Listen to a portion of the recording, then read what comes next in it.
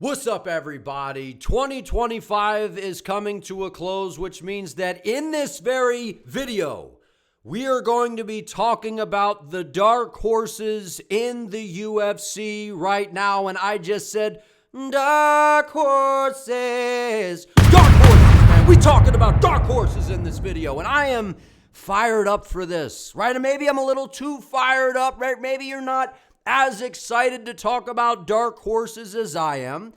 But I always get jazzed up about this, man, because to me, these are fighters that put some respect on their name, man. These are some fighters that they're just flying under the radar. They're not getting that credit that they deserve, right? So that is how you make this list, right? So we're going to talk about the criteria, then we're going to rock and roll into this thing. But I want to be very, very clear what I consider a dark horse in the UFC, right? Someone that's somewhat known. Right, if you're super popular, you're getting all the credit for these performances that you're putting on. You're being pushed by the UFC. The fan bases love you. They're making all these memes and all these different things. You're getting your love, man. You ain't flying under the radar, right? In order to make this video, you gotta be flying under the radar, man. You gotta be undetected to a degree. Fighters, I feel like that don't get enough credit, right? Maybe you've had some great performances, but for whatever reason, you've been on these cards and, you could have put on a great performance, but it gets overshadowed because the card was so dang good for whatever reason, right? So it's not guys that haven't had good performances whatsoever. It's guys that have had good performances, but are just not getting the love they deserve, dog. And that's why I'm making this video as well, right? Not featured in my prospects video. I'll go ahead and link that down below. I just recently did a 2026 prospects video. You can't be in that video, right? Because we've already highlighted you. We've already given you your love, your recognition. You cannot be a top 10 fighter. In my opinion, there ain't no dark horses in the top 10, man, right? You're in the top 10 for a reason. We're recognizing your skills. You've been in those big spotlights, right? I just don't see you as a dark horse at that point. Right? There's guys that are bad matchups and maybe people are ducking and dodging you like the lightweight division's doing with Arman Sarukian, right? So that's not dark horses in the top 10. That's just not how I see things. Proving you're a problem, right? In order to be a dark horse, you're someone that in the near future, I almost said that wrong, in the near future, the not so distant future, you're someone that I just see being an absolute problem for the guys at the top of this weight class. Someone that could be even defending, challenging for a title. That's what I see for a dark horse. Someone that you should not be sleeping on, right? And for some of these, right, I have one fighter for every single division, but some of these, man, it was too close of a call for me, so I ended up having two for some of these weight classes. So I'm excited to get into this one, man. If you're new to the channel, if you could subscribe it up, man, I would greatly appreciate it. We're going to rock and roll into this. I like talking about dark horses, man. Guys that aren't getting the credit that they deserve. So we're going to show these guys some love in this very video, man. And I'm also going to explain why I believe that they are a dark horse in their division. So we're going to start at flyweight with the little fellas, and then we're going to work our way up to the big hefty dudes in the heavyweight division. Now, the flyweight division. First and foremost, I believe that this is the best the flyweight division has been in the history of the sport. It's by far the most advanced it's been. We got all sorts of fighters, that are dynamic. We got boxers, all-around strikers, grapplers, guys that could do everything. The flyweight division is at its absolute peak right now. It's the best it's ever been by far. By far, in my opinion. Now, I believe that the UFC should re-sign Muhammad Mokaev, add him back into the promotion, and now you take a stacked division to absolutely loaded. But either way, it's very loaded right now. There's a guy that sticks out to me that I feel like just for whatever reason you hear his name and you're just like, who? Even though I know who he is, and I know a lot of us do, you're almost like, oh, I forgot about him. And that is Jafel Filho. I feel like Jafel Filho is one of the most disrespected guys on the entire UFC roster right now. You talk about a guy that I think the absolute world of in Muhammad Mokaev, who I think just might be the best flyweight in the world. At least one of them, right? He was undefeated in the UFC. And the most trouble that we have seen in all of Muhammad Mokaev's undefeated career was at the hands of this gentleman right here. Jafel Filho had Muhammad Mokaev in serious danger, man. And every single fight that Jafel is in, his opponents are in serious danger every single time. He's 3-2 in the UFC. And when you watch this guy fight, the biggest thing that stands out to me is just danger. Dangerous. Dangerous as can be. I think he's one of the most dangerous grapplers in the flyweight division right now without question. Without question.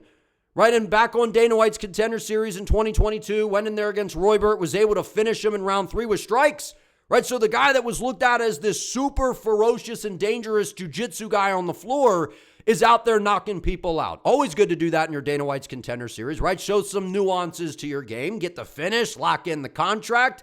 Then in the debut, he goes out there against Muhammad Mokaev, and, he ends up getting finished in round 3, but he had Mokaev in a ton of danger, man. He had him in all sorts of danger. And if you're doing that to Muhammad Mokaev, I just feel like you're world class on the ground. You got to be. You got to be. Then he goes out there, right, submits Daniel Barras in round 1, follows that performance up with another round 1 submission of a very slick and fast Ode Osborne, who put it on Steve Erceg recently, right? So goes out there, puts some respect on that win as well, and then loses a decision to Alan Nascimento. But the reason I have this on here is I feel like Jafel Filho lost himself this fight, man. I feel like he did. And Alan Nascimento's a good guy on the rise as well, right? He's very game. But this, to me, was Jafel getting a little bit too submission aggressive to where he, fell out of, dominant positions, was ending up on bottom, and Nascimento was winning the control time. Those were some errors that Filho was making, and that's kind of the price you pay when you are a super submission, dangerous-oriented grappler like Jafel. Sometimes you make these things, you're going, you're chasing a finish, and you end up out of a position. So he kind of cost himself in that fight. Then he goes out there most recently in October and submits Clay Carpenter, who is very, very, very good on the ground, and gets him out of there with a Kimura in round 1. I believe that you could put Jafel Filho in with any flyweight in the world right now. Now, I'm not saying that he's going to beat all of these guys at the top of the weight class. I'm not saying that. But if you told me that they have to start on the ground, he could start like jiu-jitsu in a position where he has you on the ground, you are in immediate danger, man. Immediate danger. And even in those fights, if he could avoid the striking of some of those guys and get to his ground game, I think that this is one of the most dangerous grapplers in the flyweight division right now, without question. Put some respect on the name of Jafel Filho. I expect him to break into the rankings very, very soon. While the record looks a little dicey in the UFC, again, he should have beaten Alan Nascimento, made some mistakes they learned from, and again, losing to Mokaev, I think he just might be the best flyweight in the world. He put him in the most danger that we have seen in Mokaev's young career, man. Jafel Filho, unbelievably dangerous on the ground, super underrated. Dark horse in the flyweight division. We got another flyweight, though. I got to show some love to NRG Charles Johnson. Man, when you talk about Charles Johnson, this is a guy that I think he's receiving a lot more love than what he did recently in the UFC, early on in the UFC. This guy has been racking up some absolutely spectacular victories. Now, these are the notable wins that I have below, right? We know along the way he's lost some fights, right? He's 7-5 in the UFC. So when you see the overall UFC record, it doesn't look fantastic, right? He's got a lot of experience, but he is now in the rankings. Rank number 13, has a big fight coming up in January on the Paramount card, the UFC 324 event. Big spotlight for Charles Johnson, man. And I think this is the biggest fight of his career, because if he goes out there and beats Alex Perez, he's going to start climbing those rankings, man. And he's got history with the now champion, even though it was a fluke, Joshua Van. He's the only guy to beat Josh Van. Went out there and starched him in round number 3. How impressive is that? Right, and that's what we've seen throughout Charles Johnson's career. He's a prospect killer. Goes out there against a super dangerous and fun striker in Loner Kavanaugh back in August and puts a halt to the hype train. Stops him in round 2. When you talk about a tricky, fast, slick striker, and I feel like Charles Johnson, honestly, we're not even seeing the best version of this guy yet. I don't think we are. I think Charles Johnson in a 5-round fight is going to be the best version of him. This is a guy to me that is literally built for 5 rounds. He's got nasty power, nasty speed, and he has got one hell of a gas tank. That is one thing about Charles that stands out to me. And in a division, in the flyweight division that's known for being very fast, very twitchy, very explosive, the Energizer Bunnies, this guy stands out to me when it comes to the volume, the activity, and the speed. And when you do that, you're something special in this weight class, man. So you're something special in this weight class. Look at some of these wins. Right, stops Jimmy Flick in round 1. Beats Azat Maxim by decision. I know Azat was looking like a decent prospect. Now he's out of the UFC. Beat Jake Hadley. Stopped Joshua Van. That's easily his best win. And he was landing a lot of good shots on Joshua Van. Van was in the fight, but to put it on him like that in round 3 and get him out of there is wildly impressive. But he got Van at a good time. That was when Van was early in the UFC, right? Goes out there and outstrikes Suma Darje, who's a very good striker as well. Rangy guy for the weight class. And then coming off of that nasty finish in round 2 over Loner Kavanaugh, you got to recognize Charles Johnson, in my opinion, as a dark horse in this weight class. So while he's just now broke into the rankings, this is a guy with a style that I think can go out there and compete with anybody in this weight class on the right night, right? We see him make some mistakes, right? Still got some questions. If he gets taken down and is controlled on the floor, I feel like he'll struggle, right? Leaves himself, vulnerable, a little bit vulnerable to being countered on the feet. But if you allow Charles to hit that flow state, allow him to switch stances, move around, bang the leg kicks from range, get the boxing going, right? That hairdo, that funky hairdo blowing in the wind. I mean, this guy's for real, man. Charles Johnson, I feel like is hitting his stride, and I feel like he's one of those late bloomers in the UFC, right? We see late bloomers where I'm not talking about he went through a growth spurt, right? But I'm talking about the fact that you come into the UFC, you're kind of there, right? You're stacking up some W's, but then you eventually kind of just get this second win to you. You start to really figure it out. I think that's what we're seeing with Charles Johnson right now. You don't knock out guys like Loner Kavanaugh, Joshua Van, and outstrike a super dangerous guy as well as Sumadarje, who is underrated in his own right, and not kind of get put on the radar. Charles Johnson, absolutely a dark horse in the flyweight division, man. I think he's going to make a splash in 2026. Got a big fight with Alex Perez. Excited to see how that one goes. One of the best strikers, I feel like, in the flyweight division, honestly. Really fast, really slick, switches stances. Love watching Charles Johnson fight. Incredibly underrated. Got him as a dark horse. Bantamweight.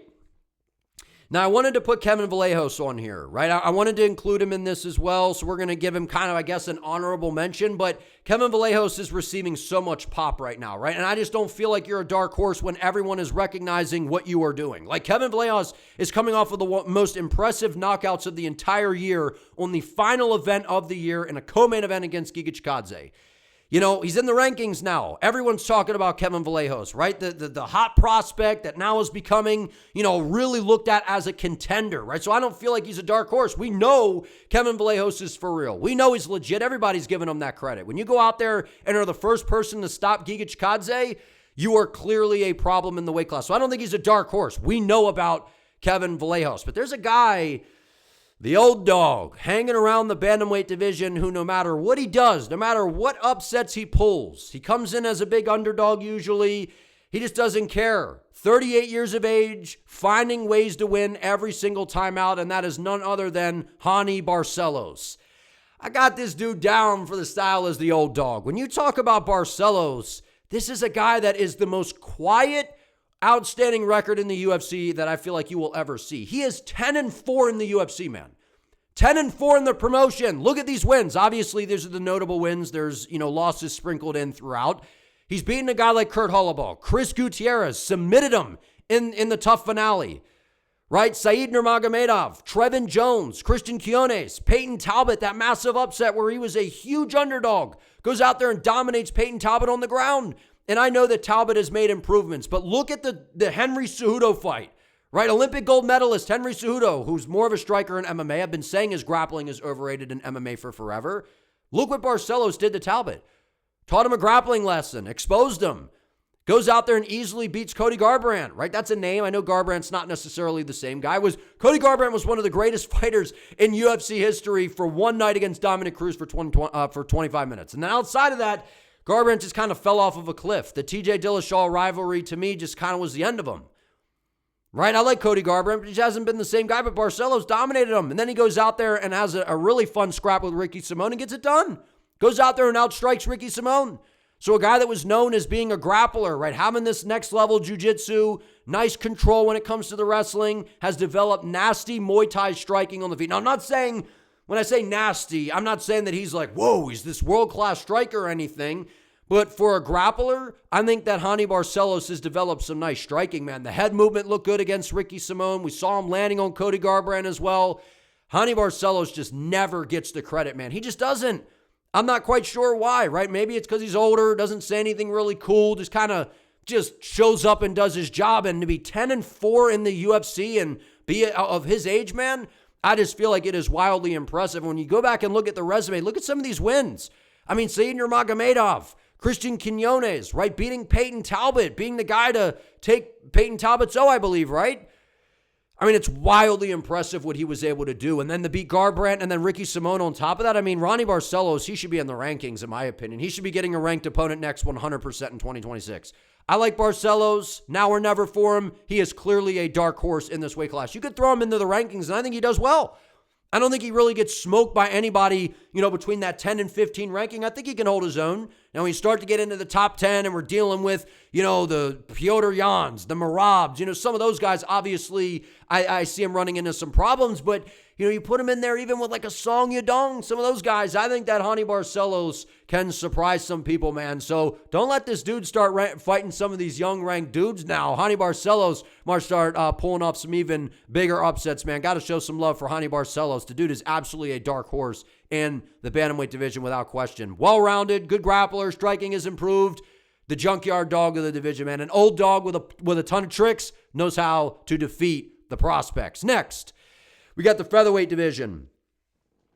I feel like there's a guy that, he's coming off of a great performance on the final event of the year, and he's someone that I've been picking in a lot of fights, man, and he's been making me look good, so I got to give him the credit in this video, and as well as I just really think that he's developing a really sound all-around style, and that is Melky Costa, a 6-2 guy in the UFC right now. And when you talk about Mel Costa's style, I just kind of look at him as a smooth and tricky fighter, right? And one of the critiques that I have, well, not really critiques, but what I was pointing out with Costa is you look at his resume and he's got all these knockouts, right? But none of them have happened in the UFC. Since he's been in the UFC leading into his last fight against Morgan Charrier, he did not have a KO. It was a bunch of decision wins or winning by submission. And I'm like, maybe the striking and the power just isn't necessarily translating the way it should be into the UFC. He goes out there and is the first person to knock out Morgan Charrier on the final UFC event of the year. Spectacular round one head kick. It was nasty. Right now I was, doing a live watch along for this, and I was saying, watch, he's going to throw that high kick. Was throwing it, to the inside leg. Was throwing it to the body. Beautifully set up that high kick and wrapped it right around the guard of Morgan Charrier. A super explosive young fighter in Morgan Charrier who's looked pretty good. And he went out there and made quick work of him. Right, outscored Julian Erosa. That was a close fight, but he got the job done. I thought he won that fight. Beat C-Rod, Christian Rodriguez. He's the prospect killer. Very sound opponent. Right, submits Andre Fili, but again, Fili just dove headfirst into a guillotine, but it was a great submission by Costa.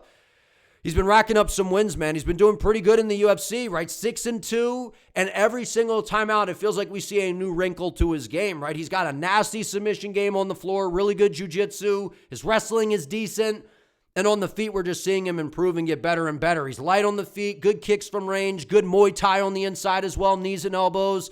His boxing looks pretty decent.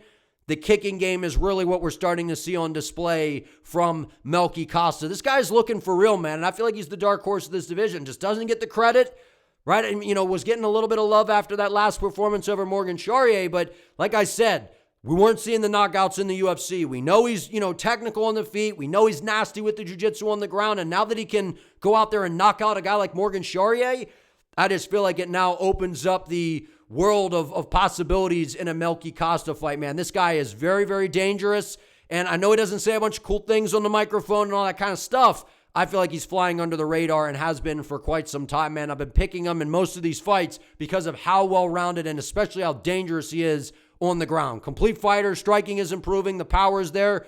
I think Mel Costa is 100% a dark horse in the featherweight division. Next, we got lightweight.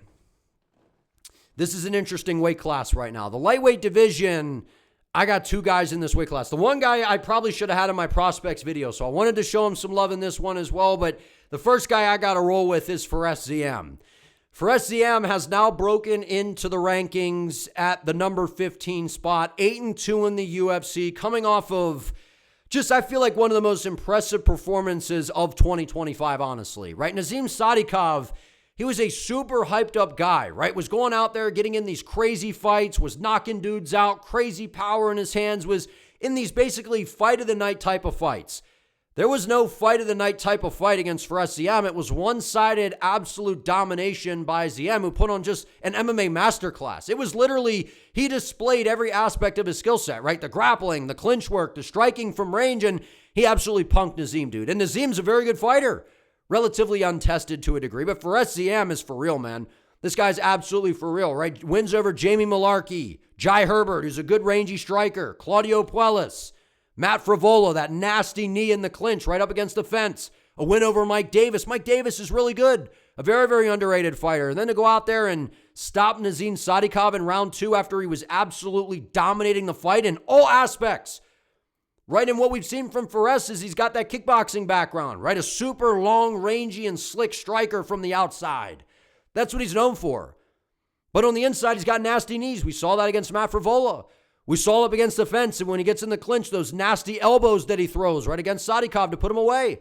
This guy's a real problem, man. And the biggest factor is the fact that his ground game is constantly improving. His ground game has improved leaps and bounds since he's been in the UFC, which is terrifying. Because for a guy that's going to have a reach advantage over most guys, a range advantage over most guys, a speed advantage over most guys with the slickness from the outside, this is a hard dude to deal with, man. This is a very hard guy to deal with. And listen, Jai Herbert, remember when he dropped Ilya Topuria? And I know that you could say, oh, it was kind of a fluke. That was a nasty setup by Jai Herbert. Snappy striker, rangy guy in the division. Underrated, I feel like, is Jai Herbert. And Fares was out there going toe-to-toe with him on the feet and putting that striking on display. Put some respect on Fares name now. I know he's in the rankings. I know he's ranked number 15, but to me, this is still a dark horse of the weight class. While he goes out there and dominates Nazim Sadikov, it doesn't feel like he's getting the credit that he deserves. To go out there and do that to Sadikov, who's got a really good ground game as well, nasty power, good boxing on the feet, Fares just completely schooled him, man. That was one of the most impressive and dominant performances of the year. I just didn't expect that. I expected a barn burner, fight of the night type of candidate. It was none of that. It was one-sided domination by Fares. He's young. He's hungry, constantly improving. Guy's looking like a serious challenger for the belt in the lightweight division, man. Love watching Fares Ziem fight. And every single time out, we see a new wrinkle to his game. Dude's a serious problem. Next, this is the guy that I said probably should have been in my prospects video, but I think that this is someone that very quickly the UFC is going to see a ton of value in, and they're going to try to, just give him that treatment where they catapult him into the lightweight rankings, and that is Caio Fernandes. Now, you might say, Caio, the cartoon, the TV show? No, I'm not talking about that Caio. You might not even know who the hell this is. This guy, Caio Fernandes, is one of the nastiest leg kickers in the UFC right now. This dude is a serious problem. I think he is. A little bit relatively untested right now. 3-1 in the UFC. In the lightweight division, right? This guy is a nasty striker. Nasty. Long, wiry frame. Goes out there and dismantles Muhammad Yahya, right? Back in August of 2024. Beats the brakes off of Guram Kutateladze. That kind of was, his coming out party in the UFC, man. To go out there against a super seasoned and polished fighter in Guram who had a ton of hype. And I know Guram's no longer in the promotion, was kind of a disappointment. I get all that. Guram's still a good fighter. He's still a pretty solid fighter. And Fernandes beat the brakes off of him, dude. Destroyed Guram. It wasn't even close. Beat the heck out of him. Destroyed the lead legs, was battering him with kicks, and then goes out there against, a prospect who, has been pretty hyped up in Harry Hardwick and destroyed him in round 1. Nasty calf kicks, leg kick TKO, basically. This dude's ferocious, man. When you talk about dangerous, rangy strikers in this weight class, when you see somebody leg kick TKOing people, battering dudes' legs, hindering their movement, they're falling down because of leg kicks, you got to take notice. And when they're moving as well as him with that light karate-like style, moving in and out of range on the outside, it's a hard guy to deal with, man. He's got that rangy frame. Those kicks are fast. They're powerful. Mixes them to the body, to the head. I just feel like this is a dude that by the end of 2026, we're going to be like, yeah, this guy's looking like he's going to be a serious problem in the lightweight division. I think he's a dark horse. More of a prospect, I get that. But I think he's a dark horse, man. I feel like, he's going to go out there, put on a very impressive performance, for whoever the UFC gives him next. And they're going to be like, we got something here with this guy. He's an exciting striker. Before the UFC, we got to see his ground game seems to be all right. That's the kind of the big question I have about Fernandes is what does that ground game look like in the UFC? But so far, his striking is looking absolutely filthy, man. Those leg kicks are hellacious. Keep your eye on Caio Fernandes. I think he's going to be a serious problem. Welterweight. I got 2 fighters here. This is another one where I got 2 fighters because these guys were neck and neck for me, right? And we're going to start with Miktebek Orlabai. When you talk about a guy that I understand that he does have a little bit of hype on him. I understand that. But for some reason, I feel like Orlabai is just not, he's not getting the credit he deserves. He just isn't. right? And I feel like maybe some of that is he hasn't really been able to figure out what weight class he's in, right? Because before the UFC, he was kind of bouncing around weight classes, and that's where we are again with Orlabai in the UFC. But it seems like the welterweight division is where his home's going to be, right? Had a couple catchweight fights, did make the 55-pound limit, I think, once, and then he's been at 70 catchweights. I feel like welterweight is his home. Goes out there and starches a name from the middleweight division that dropped down the welterweight, which I thought was a horrific idea from Jack Hermansson. And he got brutally KO'd in the first round by Orlabai. When you talk about a guy who's 4-1 in the UFC, a smothering finisher is what Orlabai is, man. This guy is relentless. Goes out there and just works Elvis Brenner. Submits Uros Medic in round number 2. And we're seeing how good Medic is. He's been really, really good. You know, very, very rangy on the feet, fast with that left hand down the pipe, and Orlabai just ran him over. Right, as that absolute back and forth war at UFC 308 with, Mateusz Rąbecki, to where I thought that Orlabai could have won that fight. I scored it for Orlabai, right? I have to go back and watch it and see if that's how I still feel, but it was a crazy fight, absolute war. Then goes out there and submits Tafik Musayev in round number 1, a guy that was hyped up coming over from, I believe it was Bellator, right? And easily made work of him, man. Dominated him. And then the big KO victory over a name like Jack Hermansson. Like, this guy's a problem, right? And like I said, fighters, they kind of have to deal with they get starstruck in there with this guy, right? He looks like he's from Ice Age, right? All the way, send me on my way, send me on my way. You've seen those memes, the Ice Age memes for Orlabai, man. I love Orlabai. Just joking around, but I like Orlabai, man. This guy, he's a specimen. He's a specimen. He's a super difficult style to deal with. Crazy gas tank, smothers you up against the fence, excellent wrestling, good submission skills, nasty power. The striking is coming along. He's looking like a serious problem, man. I hope he stays in the welterweight division. And welterweight is absolutely loaded with dangerous guys right now. So I understand maybe trying to make the lightweight division. Seems like, there's more room to kind of climb the rankings earlier in that weight class, given that lightweight is maybe a little more stale. Even though it's exciting, it's not like welterweight. Welterweight, in my opinion, is the best division in the UFC right now. I think welterweight's his home. Not having to drain himself. We've seen the performances look even better at 170 pounds. I feel like when this guy's not draining himself, he is clearly one of the most dangerous guys on the rise in the UFC period, but definitely in the welterweight division. Like Midatek Orlabai, I know there's a lot of memes going on. This guy looks like he's from the Ice Age, from years and years and years ago. Maybe they put him in froze him, put him in a time capsule, brought him back, here in 2025. I like watching this guy fight, man. He's dangerous, right? Working with Uriah Faber. He's got a good coach in his corner, good mind, sharp mind. I feel like the best is yet to come from Miktabek Orlabai, man. Very, very well-rounded, super game. This dude's dangerous, man. I feel like he's a dark horse in this weight class. Next, we got Joe Alvarez. Now, I know that Joe Alvarez has some popularity to him, but the reason that I say a dark horse here is because Joe Alvarez was a guy that, outside of getting brutally finished on the ground, where we really got to see that Freddy Krueger-like ground and pound from Arman Tsarukyan in display, Joe Alvarez has looked really, really good outside of that for the most part. And the reason that I say dark horse is he is new to the welterweight division. Made his debut, should have had I think it was a first-round stoppage over Vicente Luque. The refereeing was atrocious in that fight, and he ends up getting a dominant decision victory. What we're seeing from Joe Alvarez is this guy is a filthy finisher, man. He is aggressive on the feet. He's even big and long and rangy at welterweight. He was massive at lightweight, man. I was like, this is a guy that's definitely going to be challenging for a title in the lightweight division. Now at welterweight, gets a little bit trickier because I feel like welterweight, like I've said, is the best division. It's absolutely loaded. But you look at some of these wins. I mean, look, Thiago Moises ran him over. Mark Jacasey ran him over. Elvis Brenner ran him over. Jakar Close ran him over. Damn near ran over Vicente Luque. This guy's dangerous. Nasty power on the feet. Rangy, guy from the outside. Switches stances. Powerful leg kicks. Sharp punches down the middle. Nasty knees. But where Alvarez is at his best is when he can hurt you, rock you, and then get to his submission game. This guy's got nasty jiu-jitsu, man. Very good control on the ground, right? I know Vicente Luque is a little bit of a shell of himself, but dominating Luque on the floor like he was very impressive. It was very impressive. And then seeing him stop Jakar Close the way he did, seeing him stop Elvis Brenner, I mean, this kid's dangerous, man, without question. Very, very dangerous. I think he's a dark horse. Welterweight's loaded.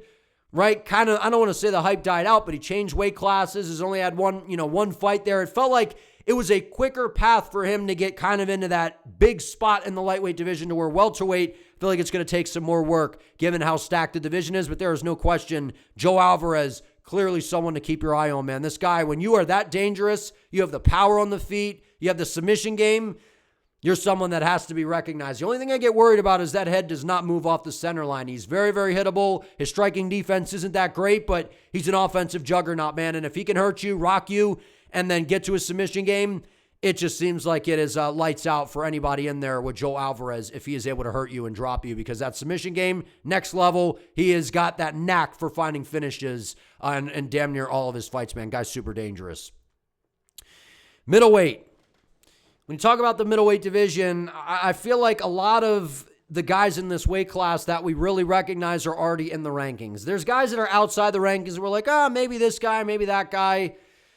There's a fighter that put on, I feel like, one of the most spectacular performances of the entire year, and that is CLD Christian Leroy Duncan. When you talk about just a super explosive athlete, that's CLD, man. I think that he was a basketball player. Like, you could clearly see when this guy fights. He is super springy and athletic in there, man. 6-2 in the UFC. And one of those losses was to RoboCop Rodriguez, where he didn't get finished, lost by a decision. But I feel like we're seeing Christian get better and better every single time out. Like, we're seeing him learn on the job. We're seeing improvements in everything that he is doing. And really where we got to see this unfold was he goes out there and starches Eric Anders in round number 1 with a spinning back elbow, which was ferocious. It was nasty. And that felt like it was this new version of CLD that we're seeing, where he's a lot more aggressive, a lot more on the front foot, getting after guys. And he goes out there and starches Marco Tulio, who is a super hyped up prospect, right? Went out there and beat the brakes off of, I think it was Trayshawn Gore, right? Beat Yusri Belgaroy on the Contender Series. Had a ton of hype, right? Good grappler, power on the feet, good striking. CLD destroyed him, put it on him. Absolutely wrecked Marco Tulio, man. Was picking him apart from range, landing good shots in close, was getting taken down, getting back to the feet, and then brutally KOs him, man. That spinning back fist was nasty, and then following up with the punches. I mean, it was foul. It was nasty. It was filthy. And CLD just has this style to me that seems troubling for a lot of guys in this weight class, right? He can switch stances. He's super explosive, really, really fast. The way he's just springing around in there and closing the distance. When you get a guy that is that big, that fast, that athletic, and has that kind of power and explosiveness to him, that is unbelievably dangerous for anybody. And I feel like if you're on the feet, unless you time a shot when CLD's on the way in, or you have a ground game where you can hold him down and control him, this guy's a handful for just about everybody on the feet, man. His striking is nasty. He's very dynamic on the feet. We're seeing him improve his ground game to where he's not getting taken down and controlled. He just isn't. I feel like that RoboCop was a learning experience for him. Now, when you talk about guys like, a Chimaev and some of the top dudes at middleweight, I feel like CLD will struggle on the ground. But if you go out there and you just have a kickboxing fight with Christian, I feel like he can do that with a lot of guys in this weight class, man. I mean, he is for real, dude. Dynamic, just a great athlete. Explosive, fast twitch. Everything to me about CLD, these improvements that we're seeing, the range management, the dynamic arsenal that he brings to the table with the striking. When you're that fast and you move as well as this dude, you are clearly somebody to watch. He's not getting the love, man. Right? That was a crazy KO over Marco Tulio, and I know that they were sharing the clips around on social media, but I just don't feel like we're hearing enough about CLD. This guy's really, really good, man. Really, really good. Someone to definitely keep your eye on moving forward in the middleweight division. I think he'll be in the rankings very, very soon. Super explosive, fun to watch. Guy's a serious problem. Light heavyweight. We got some good prospects in the light heavyweight division that I highlighted in my prospects video. But when you talk about light heavyweight, I wanted to, kind of recognize a dark horse that I feel like is close to the rankings. And with this next victory that he just might get over Nikita Krylov, I believe that Modestas Bukauskas is kind of looking like a dark horse in this weight class. Now, I'm kind of grasping at straws here, right? Because I said, guys like Abdul Rahman, Yakyev, right? A guy like that to me would be like a dark horse, but he's more of a prospect, right? He's just, got one fight into the UFC. I feel like he has a higher ceiling, and I think that he's better than Modestas Bukauskas. I think you put them together, Abdul Rahman would knock out or, would submit Modestas Bukauskas. However, that fight ain't going to happen for a little while now, right? If it ever happens. Modestas Bukauskas, I think, is probably going to pick up the biggest win of his career over Nikita Krylov. Maybe. Right, but what we've seen throughout Bukauskas' career is he's 7-4 in the UFC, but he's someone that has constantly improved, right? Things were kind of looking dicey early on. He's training with Tom Aspinall, working with those guys in the UK now. It just feels like Bukauskas is one of those guys that was a late bloomer in his career to where now he's starting to figure it out, right? He's beating a guy like Tyson Pedro, Zach Pauga, stopping Marcin Prachnio, getting a submission, right? Running over Rafael Sequeira, who's just not UFC caliber whatsoever. Close one against Ion Kuntilaba. I thought that Kuntilaba won that fight, but either way, it was close. Goes out there, runs over Paul Craig in his last outing, right back in September. I just like the improvements that we're seeing from Modestas Bukauskas, but I can confidently say he's not going to be a champion in this weight class whatsoever. But I feel like he's got the ability to make a little bit of noise on the back end of the rankings, right? So I feel like we're kind of grasping at straws for the dark horses in light heavyweight, right? And especially heavyweight. They're not the most stacked weight classes. They're very top heavy right now, where we got a few prospects on the rise. But in terms of the dark horse, the guy that, is starting to get a little bit of pop now, but a dude that is constantly improving and showing new wrinkles to his game, I feel like that is Modestas Bukauskas, man. His ground games look good. Submission games look pretty solid. And the striking, not the most dangerous guy, but when you're working with guys like Aspinall, we're seeing a little bit more explosiveness on the entries from Bukauskas. I get a little bit worried about his defense. Pulls his head out of the way, right? His defense isn't that great. I think that's going to get him in some trouble. Might even get him in a little bit of trouble against what I think is a washed Nikita Krylov, who's still dangerous on the feet. But I think Bukauskas, I feel like he's a little bit better than what people want to give him credit for. Again, not going to be a champion in the division, but I think he's still pretty solid, worth mentioning as a dark horse. Heavyweight. To wrap this thing up, I got two guys in the heavyweight division. We got some good prospects actually on the rise in the heavyweight division. So I already highlighted them in my prospects video. We got two fighters here, and I'm going to start with Vitor Petrino. Now again, at heavyweight, I feel like this is one of those weight classes where we got a few guys at the top, and those are the guys that are just going to rule until they walk away, right? Aspinall, Gane, some of those names at the top, they're the guys. They're clearly better than everybody else, in my opinion. But when you talk about Vitor Petrino, the two losses in the UFC were at light heavyweight, right? I believe it was Dustin Jacoby. It was somebody else, right? He was struggling, right? It was the speed. He was having some issues. Moves up to the heavyweight division and is just filled out into this weight class really, really well, man. He looks massive at heavyweight. He looks in great shape as well at heavyweight, right? Looks a little bit more bloated, but he's still good. In terms of, the cardios look good, showing that he can go to round 3 and stop a guy like Thomas Peterson, who's, shown that he's pretty solid. Right back on, in 2022 when he was at light heavyweight, starts Adolfo Bellato, finished a guy like Marcin Prachnio, Modestas Bukauskas, which that's a win that's aged very well. Outscored Tyson Pedro, but that was not a great performance, right? And he dove headfirst into that guillotine against Anthony Smith, which was just an awful look, man. Got brutally KO'd by Dustin Jacoby, and he's like, okay, I got to move to heavyweight. Easily makes work of Austin Lane, dominates him on the ground. And then to knock out Thomas Peterson and outwork Thomas Peterson, I mean, it's impressive, right? And when you're a lighter fighter moving up to the heavyweight division that's getting finishes like this and isn't messing around, like, I feel like Vitor is a guy to keep your eye on, man, right? Having the lighter fighter skill, moving up, his striking isn't bad, ground game is, his wrestling's okay, but when he gets the fight to the floor, his jiu-jitsu's good, man. He's athletic, he's powerful. I feel like he's definitely worth a mention when it comes to dark horses in the heavyweight division. A guy that fought at light heavyweight, has the lighter man skill, moving up. While, he kind of looks a little bit more stiff, a little bit more sluggish, I think he's still someone that could get into the rankings and cause a little bit of damage on the back end in the heavyweight division. Guy's well-rounded, man, and he's got power, powerful striking, dangerous on the floor. I think Vitor Petrino is a guy to watch in the heavyweight division. Last but not least, we got Walter Walker. Now, I know that Walter Walker has gained some hype. I'm not going to deny that. Maybe a little bit too hyped to be a dark horse at this point, but look, he's kind of looked at as just Johnny Walker's brother. But when you go out there and you rattle off 4 wins in the UFC, right? You're 4-1 in the UFC. You come in, you looked atrocious in your debut, out of shape, sluggish, just looked horrible. Bounces back with 4 submission victories in round number 1, all by way of heel hook. It's wildly impressive. And I get that you could say, oh, well, he's fighting fat blobs, guys that are, clueless on the ground. And the heavyweight division, if there's ever a division where you're just going to heel hook people and they don't know how to grapple, it would be heavyweight. And I get that. That's very real. That's very true.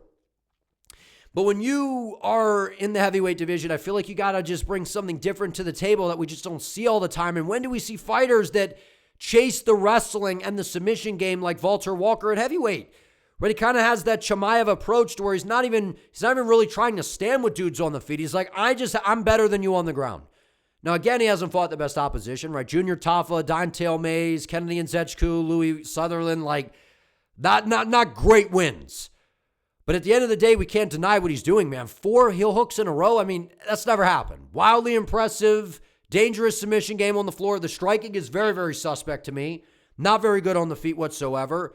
But when you come in and you kind of have that X factor with the grappling, and considering that a lot of heavyweights, especially the guys that are not towards the top of the division, I feel like if Walter Walker gets the fight to the floor against even back-end ranked guys, he's going to be a problem. He's going to be a problem. Even against some of the guys towards the top, man. If he could get the fight into his world and get into these positions, if you don't know how to defend a heel hook and you're a heavyweight, Walter Walker's got a chance against you. And if he can get you in a bad position on the floor and control you and get to his sub game, we're seeing Walter Walker do things that we have not seen done in the heavyweight division. So while, he's got the hype, being Johnny Walker's brother, all those things, rattling off all the heel hooks, having the chain with the heel on there and all that kind of stuff, like he's playing it right. Chocolate Pepe Pig, right? He's been kind of doing his thing. But at the end of the day, like, this is a guy to watch in the heavyweight division. When you're pulling off subs like this and you're showing more versatility and more athletic ability than a lot of heavyweights, I feel like Walter Walker is a guy that very much could be a problem in the heavyweight division. These are my dark horses, man, as we head into 2026. Let me know what you guys think down in the comments. Do you agree with these? Who would you add? If you enjoyed this video, stop. Time out. We cannot end this video on the depressing worst division in the UFC right now, in my opinion. We can't end this video like that. So if you've been sticking around, one, I appreciate you, but we are about to get into the sleepers. 2 bonus dark horses that we are going to end this video on. And look, I feel like these are 2 fighters that for whatever reason just don't get any recognition whatsoever. Now, granted, they are sort of newer in the UFC, but I really like what I have seen from both of these guys, and I just feel like they are the ultimate sleepers in the UFC right now. So the first one, we got Samuel Patterson, man. When you talk about Sam Patterson, I feel like this guy flies under the radar more than just about anybody in the welterweight division right now. Now, I know I named Orleby and Alvarez, but those guys do have a little bit of hype to them. When you talk about Sam Patterson, I feel like this is a guy that made an outstanding adjustment over the past few fights that is just going to change his career 100% for the better, and that's what we're seeing. 4-1 in the UFC. This guy is absolutely dangerous everywhere, right? Bursts onto the scene back in 2022 on the Contender Series, goes out there, gets the round 2 rear naked choke sub, right? But then he makes his debut and gets stopped by Yanal Hashmouz in round 1. And look, I've been saying that I think Yanal Hashmouz is a very good fighter, was very underrated, right? But ever since that loss, you've clearly seen a shift in Sam Patterson. For a young guy that is really finding his groove in the UFC, I feel like he is hitting his stride, man. Rattles off 4 straight wins, all by first-round finishes. I mean, how impressive is that? Goes out there and finishes Johan in round 1 with a rear naked choke. Submits Kiefer Crosby. Finishes off Danny Barlow, and then goes out there and beats Trey Waters, a long-rangey striker from range, and brutally knocks him out with a right hand in round number 1. When you talk about a true sleeper in the welterweight division, which I get it, welterweight is absolutely loaded right now, man. Like, even the guys that aren't ranked are gaining so much hype, and like I said, I feel like it's the best division in the sport right now. I got to tell you, man, when you look at Sam Patterson, I recognize this guy as someone that I think is going to bust into the rankings at some point, man. He's big, he's tall, he's rangy. And when it comes to a guy that is getting people out of there very early, has a nasty submission game, has power on the feet, very well-rounded, I feel like Sam Patterson is someone to definitely keep your eye on, and someone that I just don't see their name popping up anywhere, right? Casper the Friendly Ghost here, man. Sam Patterson. I feel like this guy is kind of a mystery ball in the welterweight division. Keep your eye on Sam Patterson, man. When you are that dangerous and you move up from lightweight to the welterweight division, recognizing that I feel like the weight cut was really compromising him, Sam Patterson is a problem in the welterweight division. Last but not least, this one might shock you, man. You might not even know who this is, Billy Alicano. Billy Alicano was a guy that I was very excited to come into the UFC, to see fight in the UFC, right? Had some experience in the PFL, right? I believe he fought in LFA as well. And look, he's 2-1 in the UFC. Now, granted, I believe that there's an asterisk next to that loss in the UFC, right? That was back at UFC 311, and I think he took that fight on short notice to where, look how good Bogdan Guskov is, right? He's knocking everybody out, right? Damn near knocked out Jan Blachowicz, went to a draw with Jan, right? But at the end of the day, Guskov is showing to be a real threat in the light heavyweight division, and Billy Alicana had some really good moments against Guskov, right? And then he kind of slowed down. Guskov ended up getting the better of him on the ground, but I know the Ivo Aslan fight was more of a staring contest, right? Neither guy wowed anybody in that fight. It was horrible. No question about it. But I'm recognizing the intangibles and the skills that Billy brings to the table. And then he goes out there against Kevin Christian, who was a guy that was hot off the Contender Series, right? Tall, rangy, long, limb fighter that had power, had a solid ground game, even though, he's not the best fighter, right? I faded him hard because I'm like, Billy Alicana's for real, man. I just see the skill set with Billy. Goes out there, gets a first-round submission over Kevin Christian after rocking him badly, dropping him, and damn near knocking him out, locks in a submission to get him out of there. He's got a big opportunity coming up at UFC 325 against Junior Tafa. 2-1 in the UFC, has a very pretty technical style from the outside. I understand that he lost to Guskov. I understand that the Ivo Aslan fight was horrible. There's no denying it. But a lot of that was, I feel like Ivo Aslan, he tried to have this reserved approach, right? He understood the skills that Billy brought to the table, and I think that Aslan was very worried about losing the fight. But we've clearly seen that Aslan is dangerous. He can hurt guys. Billy was in no danger whatsoever in that fight, man. Smooth southpaw striker from the outside, good feint game. You could just tell that he is a true thinker in there, man. And that's why I say he's a true tactician. On the feet, predominantly a striker, good front kicks, good kicks up the middle, nasty boxing, really, really good kicking game. Excellent footwork, great timing, moves really, really well. And he's also got a solid ground game as well. Has a legit submission threat.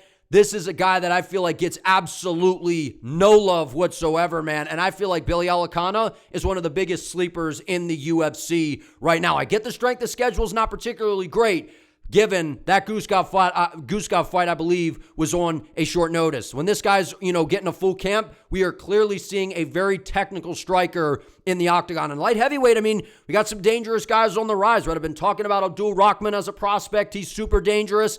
But outside of that, I feel like Billy Alicana is really a guy to watch in the light heavyweight division. Very technical, very tactical. I like what I've seen from Billy Alicana. Him and Sam Patterson, I feel like are the two sleeper dark horses coming in to 2026. Now, if you guys enjoyed this video, please do me a favor, give it a like, let me know what you think down in the comments, and don't forget to subscribe to the channel so you do not miss an upload. I would greatly appreciate it. See you next time.